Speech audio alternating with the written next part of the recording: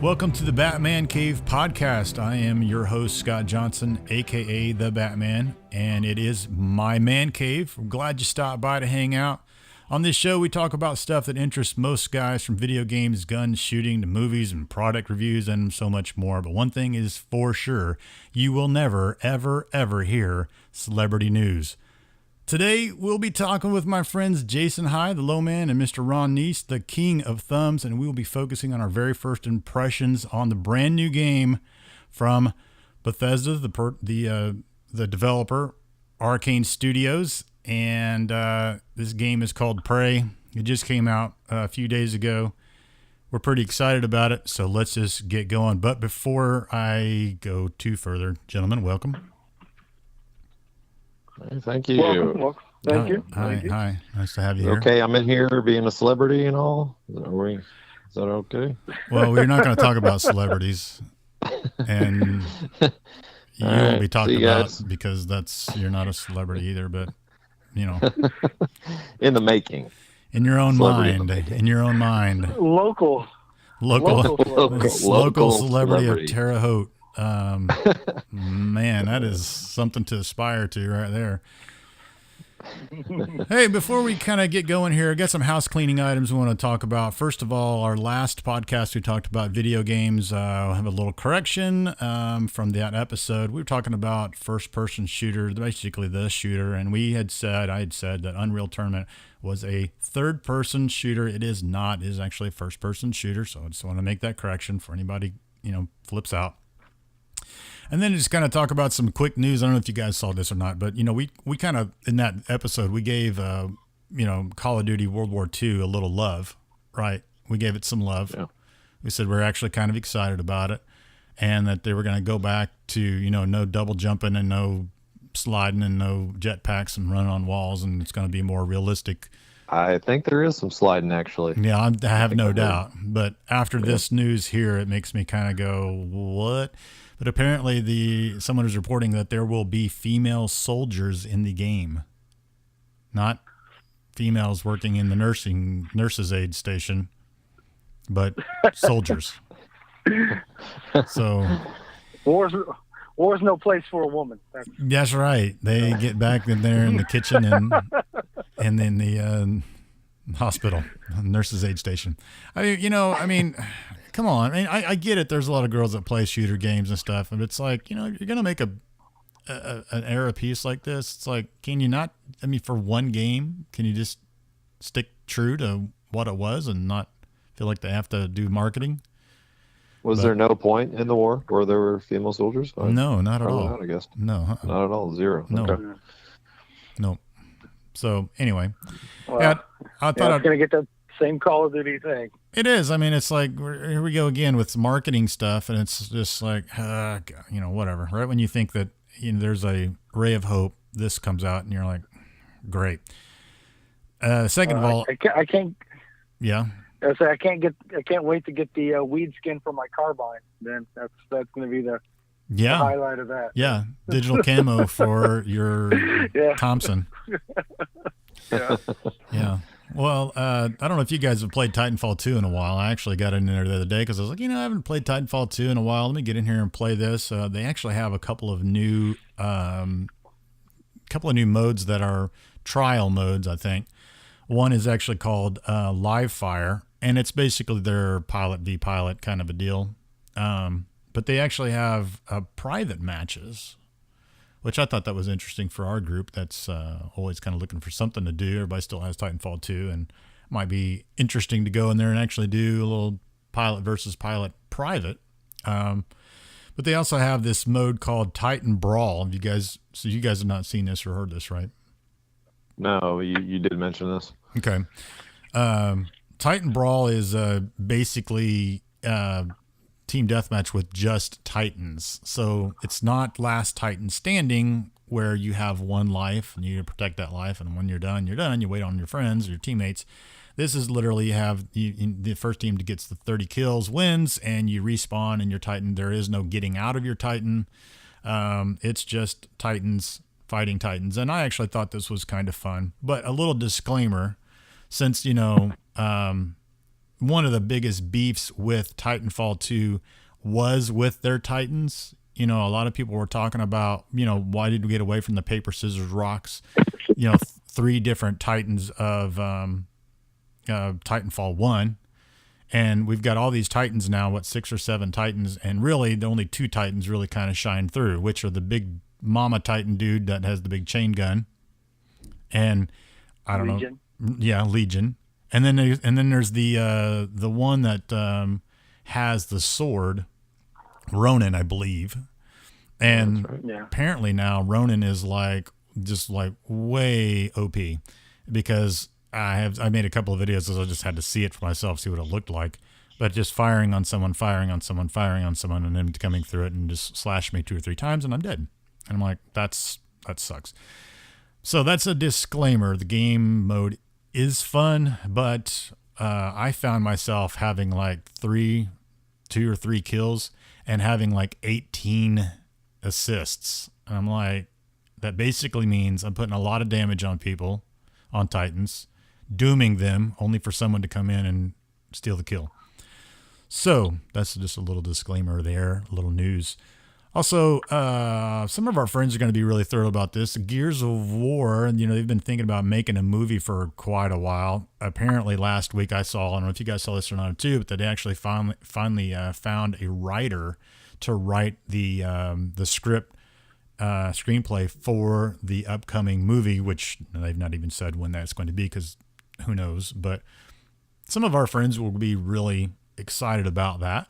Brother Tub. Yeah, he will be absolutely excited about that. I think he's deleted every game off his hard drive but Gears of War. Right. Those people who play nothing but Gears will be thrilled to know that they've got a writer. So they're one step closer. But it would be interesting. Hopefully that it's not I don't know if you guys, watched the Assassin's Creed movie or not.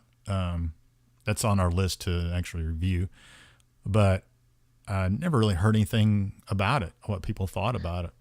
I like Warcraft as well, came out as a movie, and I thought it kind of looked kind of cool, but I didn't know if it actually did anything. I just hope if they're going to do it, they need to do it right, throw some money at it, and don't let it be cheesy and crappy and all that stuff. But that's Gears of War. Yeah.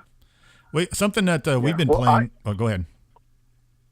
I was going to say, I don't know if I can say this yet without talking to my agent or not, but they actually, I'm actually one of the front runners for the Marcus Phoenix. They said we have the same body type, muscular build, real gravelly voice.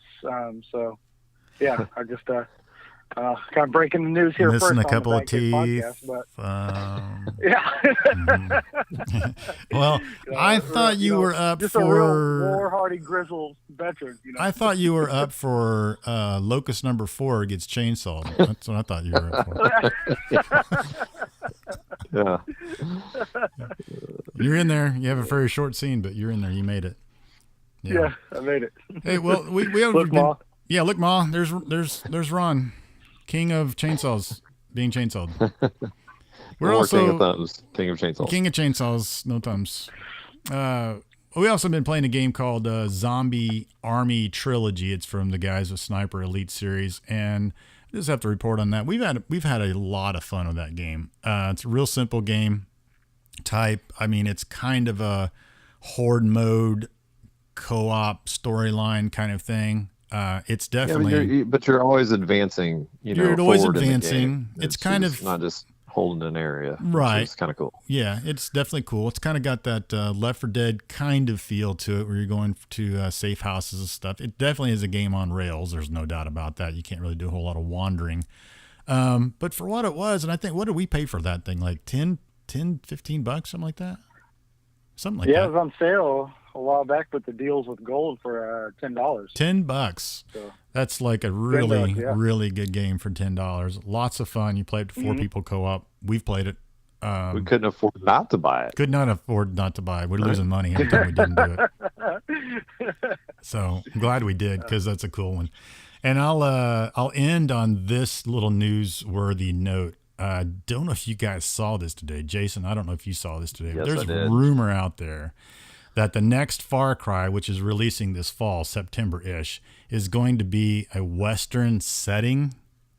Like a spaghetti Western, they said. Spaghetti Western. Yep. Oh my gosh. Wow. I think that would be an incredible idea. I hope that's true. Yeah. Yeah, I guess they were wherever this was the shoot was taking place. I don't know if they were just doing some footage, some filming, but they thought it was, maybe Red Dead. They were out there doing something, and it turned out no, it was Ubisoft working on the next Far Cry 5. Crazy! Oh my gosh, I would love that. I think that would be a fantastic idea. I'm all for it. Hope it's true.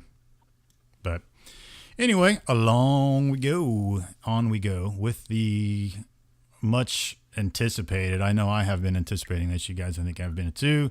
Our thoughts and first impressions on the game Prey. First and foremost, like I said, Arkane Studios did this. I read today an interview that GameSpot did with one of the bosses over there, Arkane. They're talking about how the game came about and that kind of stuff. Their relationship with Bethesda and how cool Bethesda is as a distributor. A parent company. Letting them be, have creative freedom. And not holding, tying their hands up, which a lot of companies unfortunately do that, and these studios suffer for it, and then the product suffers, and that this game is not by any way or means, shape, whatever, attached to or associated with the actual first Prey that came out 10 years ago. I didn't know that. I didn't play the first Prey. You guys did, but I did. You didn't? Did you play that, Ron? Yes, I did. Oh, yeah. Yeah, you guys both did. Great game. Great game. Yeah.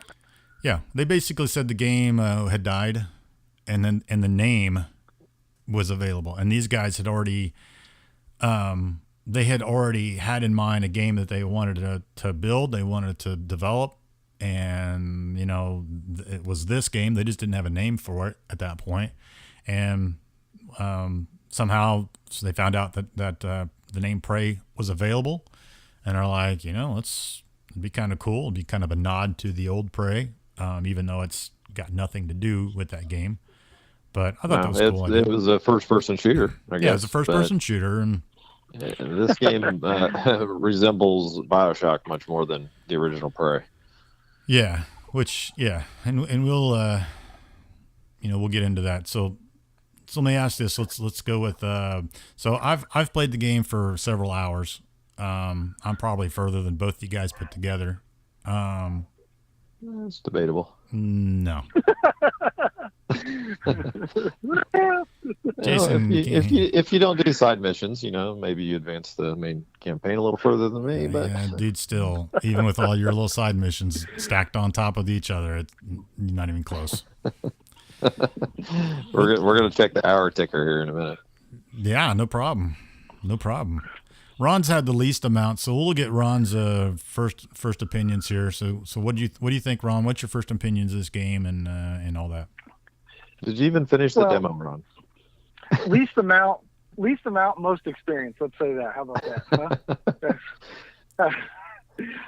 Well, I'll just say this. I was grabbed right away with the gameplay, the story. I found myself, reading all the emails, all the little notes, just gathering the lore and really getting involved with the story. I remember real early on, those when they would morph into something, and they'd jump across the room, or you'd leave the room and they'd morph into something else, and you come back in. I remember I was pretty low on health, and like I said, I got pretty immersed in the gameplay, right away. And I remember one of those, they changed and morphed, and I came out of the room and went back in and noticed there was like what appeared to be on the table, like a little pile of like a med kit and some ammo. And I was down to like 20 health, and I remember going up to the little item and trying to grab it, and ended up being one of those the little, I can't think of the names, the little morph. Yeah, the mimics. Yeah, I ended up being one of the mimics. He had mimicked a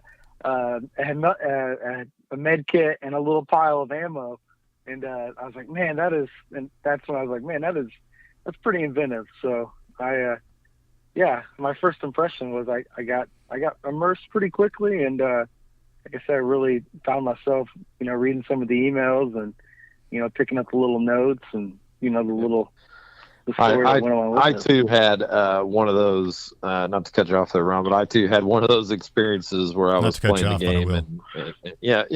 Not to cut you off, but yeah, I was playing the game late at night, lights off, headphones on, and same thing. Went into a room, saw an item, went to go pick it up, and one of the mimics jumped out into my face, and I think I may have pooped my pants a little bit, to be honest with you.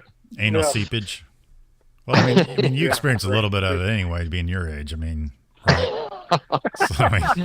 Oh man, that's good. That is good. Yeah, that's great. But no, yeah, I not to give everybody a chance here, but not to dive too deep into it. But I love the character. It wasn't just doesn't really just feel like just a run and gun first person shooter. I love the little RPG elements kind of sprinkled in there with the some character creation, and that's kind of Bethesda didn't have, they weren't just had Arkane Studios like on a puppet on the strings, but you could definitely see some little Bethesda's influences here and there, with that character customization from Skyrim and everything like that, which is kind of the standard now for kind of that character customization, picking the classes and branching off from the skills and everything, and that's kind of Bethesda's kind of MO when it comes to their character customization. And it's kind of simple as it is, it's also got a little complexity to it that makes for a nice element when you want to kind of sprinkle it in with a little first person shooter. I think it fits nicely. So yeah. So how far are you into the game? I mean, how many hours have you gone past the where you were in the demo already? Which is like the demo was the first hour. I'm still in my apartment. Haven't really left the apartment too much. Seems like there's a lot of stuff going on out there that it's kind of dangerous. So just kind of been stuck in the apartment playing that game system. You're still in the apartment hiding behind the dresser? Yeah, still playing games, drinking that moldy coffee, reading my books. I thought I had gone by a security camera feed and I saw a guy in his apartment that's kicked up on his couch. I ain't going out there. Dang. Yeah. Mimic. Clue. Yeah, exactly.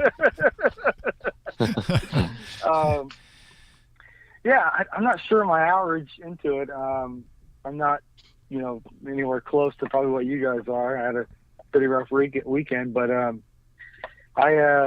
played a little bit when I picked it up on Friday night. So what's the story of? Sure. You told me that when you played the demo that because there's a section in the demo, obviously you can't go any further. You won't let you go any further. But somehow you broke that and you were allowed to go further. What was the deal there?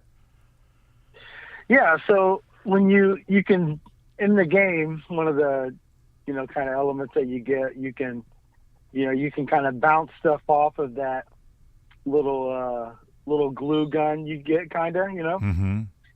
So you can actually shoot that and ricochet bolts and other, miscellaneous items off of it. So off the glue? Off of it. Yeah. I didn't know that. Okay. So if you position it and you shoot it in with the stuff Ron's doing over there in the game is like, hey, I wonder if I can ricochet this stuff off this glue stuff. Yeah. Go ahead. Yeah. So if you shoot it into the elevator and you ricochet, because there's a switch behind the door, or even an elevator, there was nothing in the one room, but then the elevator shaft, you could drop down through the elevator shaft. So you could shoot it through there, hit the arrow and make the arrow or make it the bolt, whatever, come back and hit that switch or whatever you were shooting at it or whatever. You could hit that switch to activate it, which would open up the elevator shaft, and you could drop down the elevator shaft or get behind some office doors and stuff like that. But just, kind of little stuff like that, got you could do a little more exploring. You could hop up above some stuff and look down through it, but nothing unlocked anything where you kind of left more open to the gameplay. Yeah. Okay. But just that kind of that little element they added in, kind of feels like a little portal mixed in there too, with that little gameplay where you could little puzzles here and there that you got to work out with the little, stacking of the glue and jumping up on it or, whatever. So have you used that bowcaster thing, the Nerf gun, the Nerf? Yeah. Is that what you're talking about? Yes. Yeah. Yeah. Cause how many times I've used that? Basically what it is. Zero. I know that that's a part of it, but to me, I've not used it at all, but that's funny. Cause that's true. I mean, everybody kind of has their own little play style, and that's cool that, you're using it and going, yeah, I can ricochet it off this glue and turn and have it, open the door for me, or whatever, which is that's kind of funny. Jason, what about you? Let me get what's your thoughts? Well, just to kind of expand on what you're saying about the different play styles, me and you together, just as we've talked through the game, I mean, because this game does not hold your hand. At least I've found that out. That when you're in here, it doesn't tell you what to do and explain stuff. Which is fine. I kind of like that. You explore the game, and that lends for us having different experiences. Obviously, like I said, I had some security rooms and such that I wasn't able to get into, and you told me about the whole hacking. I didn't even catch that you could hack these locks if you didn't have the codes. Right. But what's funny is a lot of these places you can find other ways to get in sometimes, whether it be like a hatch in the roof of the building or whatever, moving a cabinet around or like Ron does, hitting the button from inside with a Nerf gun. Right, ricocheting. Right, yeah. But so I just like that everybody can have these different kind of experiences in the game. But like I said earlier, this game is to me very Bioshocky. It's is that a word, Bioshocky? Yeah, absolutely. Yeah. Hey, it is tonight. But it's it's just the wrench. You start off with a wrench. Kind of like in Bioshock in the beginning. That's pretty much what you kind of start off with, and the first person and the guns I think are somewhat similar, and even just the layout of the map, of this game, kind of has this Bioshock feel where, you wind around through areas and they become interconnected, and, you'll go through a vent, and come out the other side and you're in a room that you're already in before at some point, but you're up on the ceiling instead of down on the floor. And it just gives a whole nother level to the game. But, yeah, I think it's creepy. There's been some spots where you go into some dark rooms and you got to click on a flashlight, and it's very eerie.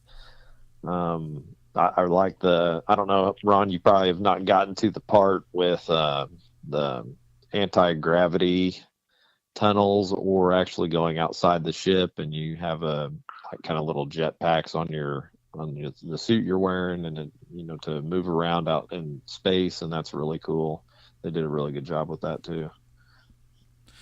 Yeah, you and I were talking about, there have been people that are talking about this being, Bioshock-esque, Bioshocky, and it feels like it as far as the type of game that it is, kind of.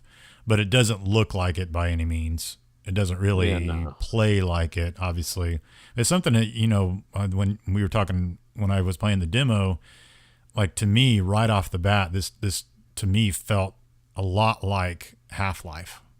I mean, your guy's name is Morgan. Half-Life's guy's name is Gordon.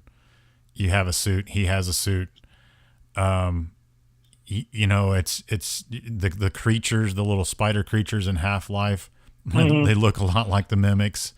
Oh yeah, that's true. It's funny because to me that's kind of like even the art design and stuff. Definitely doesn't look like BioShock because they're just two completely different, design, leads. So it's not.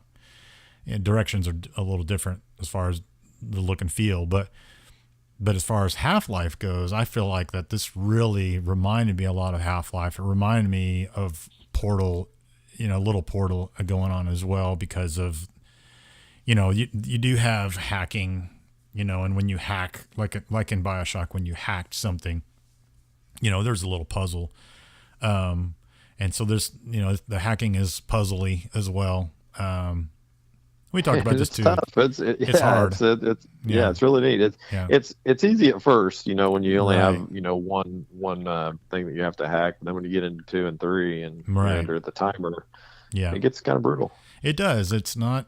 It's not as probably as creative as the tube hacking system of BioShock, as we talked about, which is because that really kind of was like a mini game, to do that. And it's kind of like a Tetris-y almost. Classic. Yeah.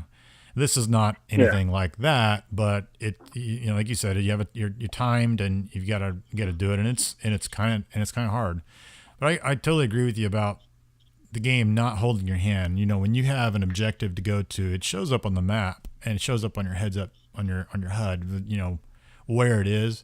But there's no button that you can click that shows you a line to follow and all that kind of stuff. It's definitely, it definitely is a learning curve, and they don't just tell you everything right off the bat, which is good because, when you start off thinking that this game is about one thing, and you pretty quickly realize that that's, not necessarily true, and it takes a big turn, a big twist, right? So.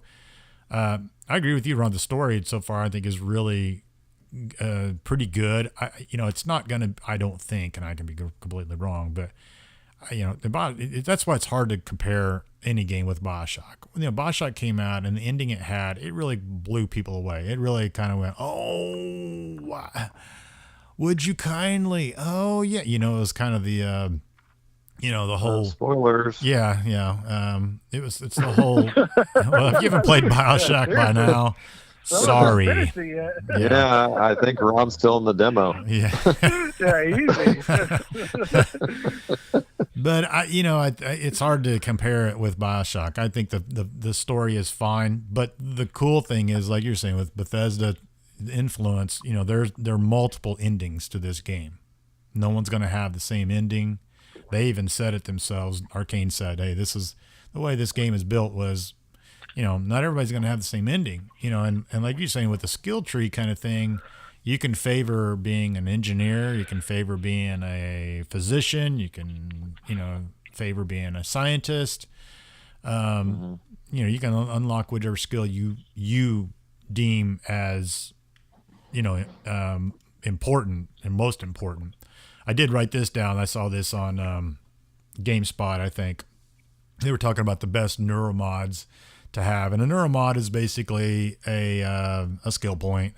It's a way to kind of mod your suit, your body, to be better at certain things. So some of the things I'll go over. They said they're top 9, but here's some of the things I think are like a duh. It's like, you don't have to be like this isn't like a huge tip here. But hacking, if you don't have a key card to get into a door, if you don't have a code to get into a door or a safe, you're going to have the option or a computer, password to get in someone's computer. You're going to have the option to hack those things.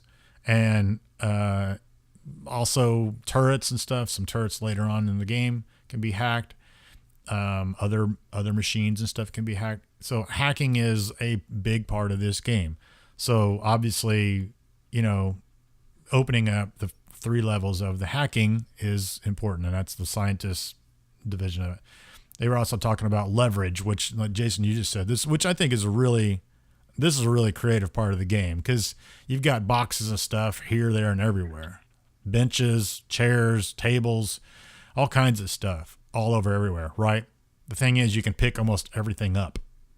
And I thought that was really... Well, if you have your leverage if you have the leveled up. leverage Some stuff's for too it. heavy. Yeah. Yeah, some stuff is... So there's 3 levels of leverage. Some of those things are blocking doors, and you're like, man, I wonder what's behind that door. Well, I've got to, level up my leverage to... That kind of gives you stuff. that almost Metroid, mania where because you'll get to the areas with, a big, huge trunk in front of a door and Yep. you can't move it. Can't move it.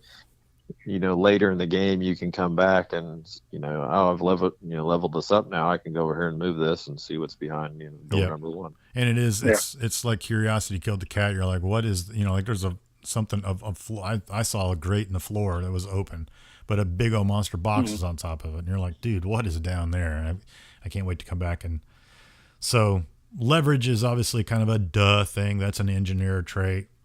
Suit modifications, once again, just kind of a duh thing. I thought this was kind of cool. I haven't seen the inventory system done this way since Resident Evil, where it looks like a briefcase and you have squares in there, and certain things are long, certain things are tall, certain things are just a square, and you have to rearrange your inventory to fit. And if it gets full, it's like, well, you can't put it in here. I thought that was really, really creative. I liked that. Because I liked that in Resident Evil. I thought that was really good.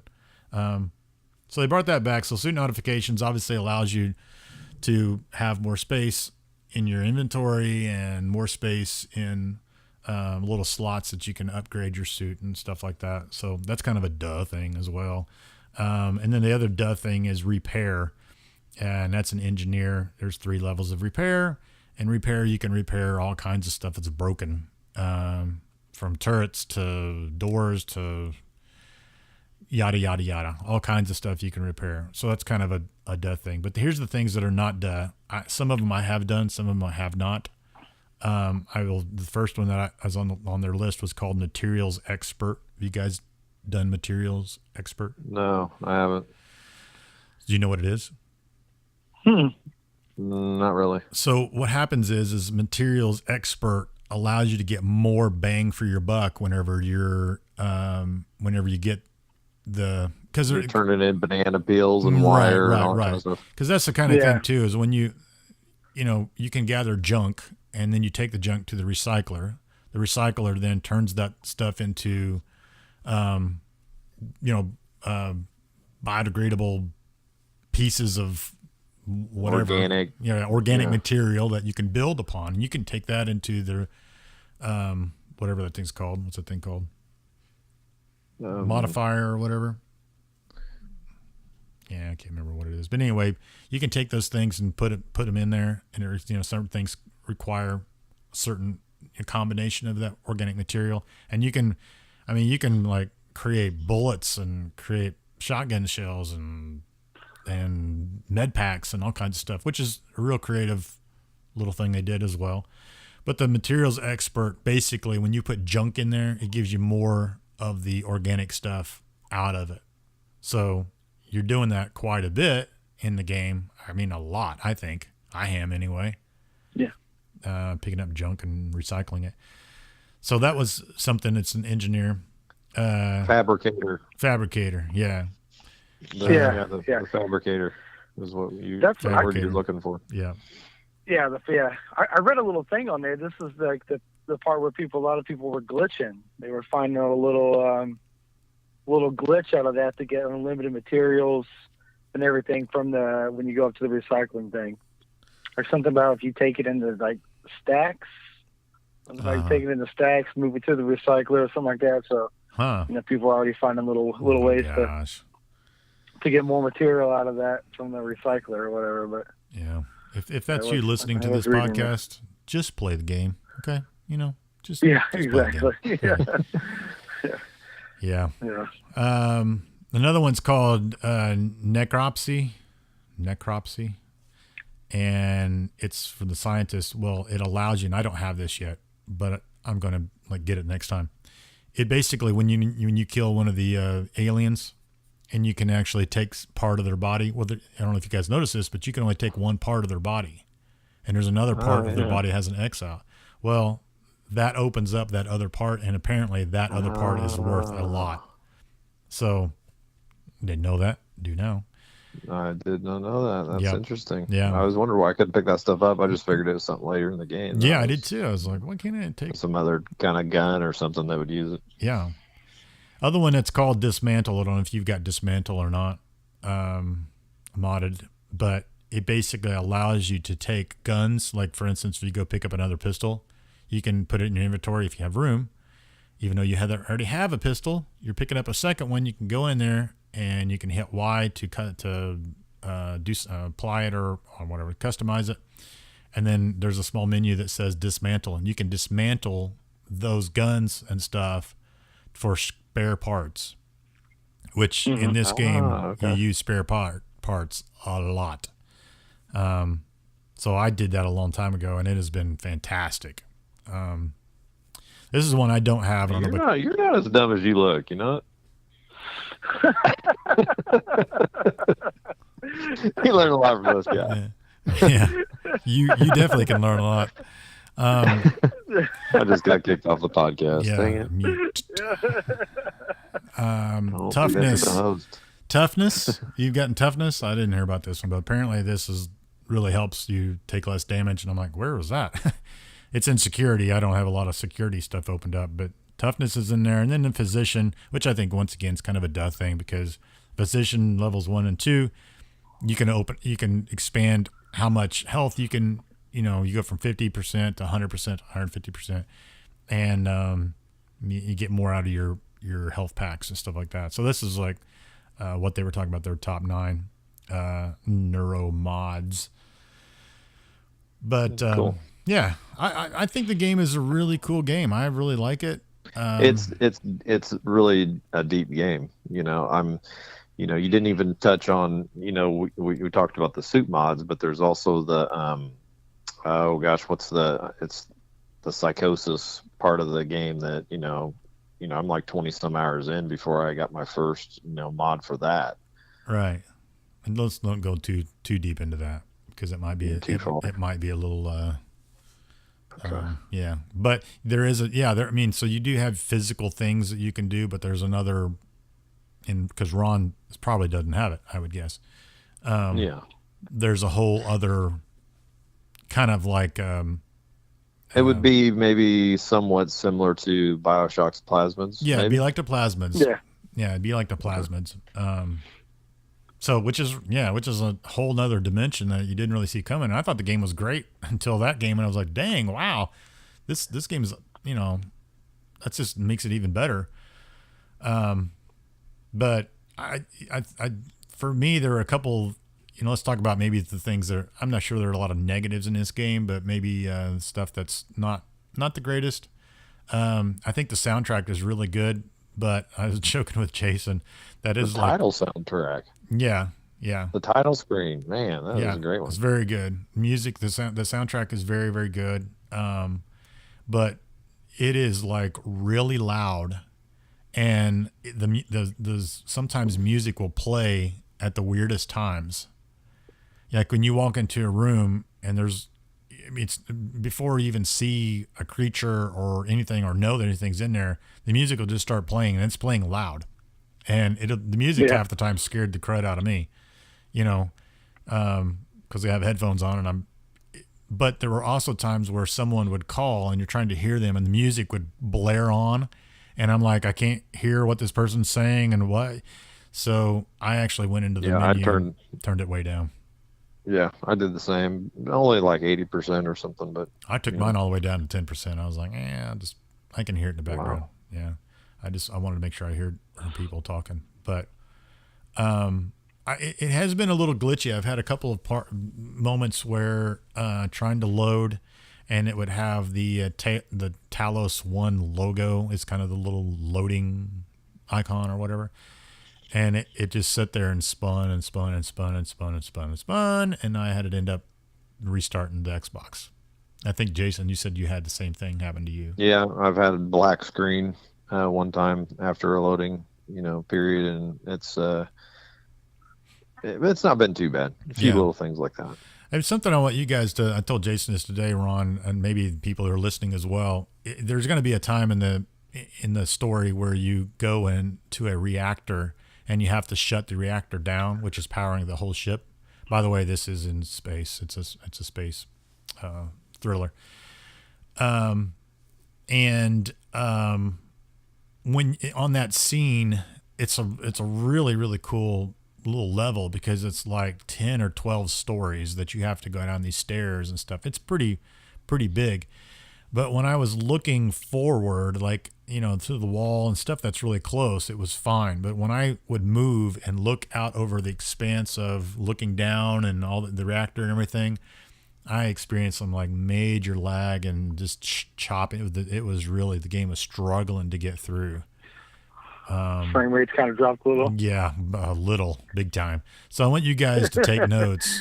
When you get to that, I'm really curious of what it looks like for you guys or anybody else that's actually listening and is going to play the game as well. You can actually write a comment on the website, which is BatmanCavePodcast.com. You can actually write a comment. I would love to hear what your experience is on that specific scene because it's extremely noticeable. And but other than that, I don't really have a whole lot of homework, basically. Yeah, homework. Yeah, I want to see what you guys experience. If it's similar. But other than that, I don't really have any other real negatives. I guess maybe a negative too would be sometimes it's not real clear what you're supposed to do, and sometimes it's nice having an open world kind of concept where you can go do whatever you want to do, but sometimes you can spend way just explore is what I say. Just get in there and just explore the game, and you'll find stuff out, and you'll learn as you go. But some of that is it turns out to be a little bit of a negative if you don't know what you're doing, you don't know where you're going, and you spend, like you were talking about, a long amount of time pursuing something only to find out that's not where you're supposed to be. That's not where you're supposed to go after. And so some of it, that could be a little bit of a negative. It's not really that big of a deal for me. I don't know about you guys, but because I don't really care that much. But it can be a little bit of a negative maybe. Yeah, it can be daunting for some people. Yes. Yeah. But I think it looks good. I think the game looks pretty good for its style and everything, and it's put together very well and done very well. You guys have negatives that you could think about? I think the melee combat is not the greatest. I was real happy when I got a gun. Yes. But aside from that, like you said, frame rates and a couple loading, troubles. Other than that, and I think that's due to this is a very large game. I'm finding out. And, I think I heard one site, say that this was like probably a 40-hour game, and that's not really doing all the side quests. That's just like doing the main stuff. I'm probably hour 37 right now. I think. yeah, and Ron's hour 3. 30 minutes. The video game though, he's playing in the apartment though. He's pretty high on that. Yeah. No doubt. Yeah, he's still back behind the dresser with his 3DS. Yeah. Playing LOL, yeah. Yeah. I have to agree with you about the melee too. Because realistically, you're only going to melee the small spidery looking mimics. You're not going to melee anything else. Because you're not meleeing phantoms or anything. You don't want to get close enough to melee. I've had to in a pinch. Yeah, when ammo and medcats get scares. Yeah, right. Only if you absolutely have no other choice. But yes, I agree with you because I think I told you like there's a little bit of that whole, bending down, looking down and trying to smash those things. It was a little awkward in the demo. I thought I didn't think it was very fluid, but yeah, that's a good one too. Ron, what about you? Yeah. Negative so far?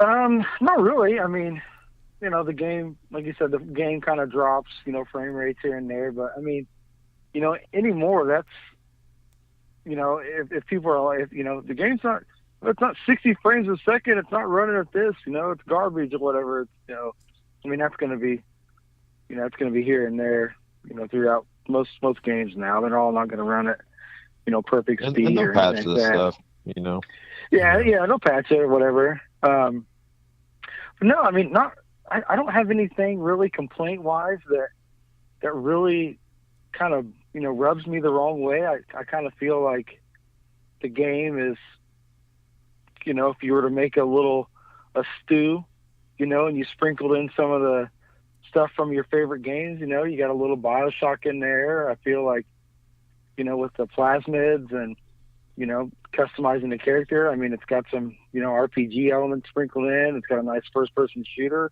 I feel like I think it offers a little bit, for everybody. So, it does. Right now I don't feel like there's something in the game that really kind of, irks me or rubs me the wrong way. So, I mean, it's not the Ron story, gives it, he gives it an 8.5, but it'd be a 9 if there was a light machine gun. If there was a light machine gun other than that, the Nerf crossbow and the pistol, the shotgun's not bad. I like the shotgun. Yeah, shotgun is kind of go-to for me at this point. Yeah, it'll get you out of an area. But no, I don't think right now. I don't think there's really too much to complain about. I mean, I'm not, as far along as you guys are or anything like that. But well, that's right sure. now I feel like it. Yeah, mentally and through the game. Well, but yeah, like I said, it just kind of brings a little bit of everything to the table for you. So yeah, and too, this game is like I think Jason hinted on it a little bit a while ago. This game is not. It's not a real fast-paced game, and there aren't like right.